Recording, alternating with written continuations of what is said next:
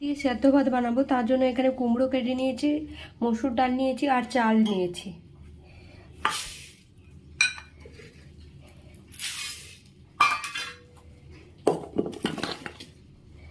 এবারে ধুয়ে নিয়ে নুন দিয়ে সেদ্ধ করে নেবো। ধোয়া হয়ে গেছে, এই দেখো চাল ডাল সব ধুয়ে নিয়েছি।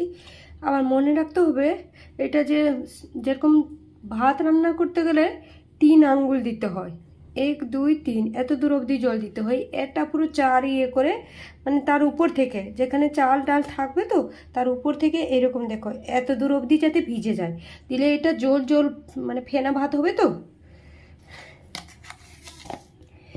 নুন দিয়ে দেবো, লঙ্কাও কাঁচা লঙ্কাও দিতে পারে।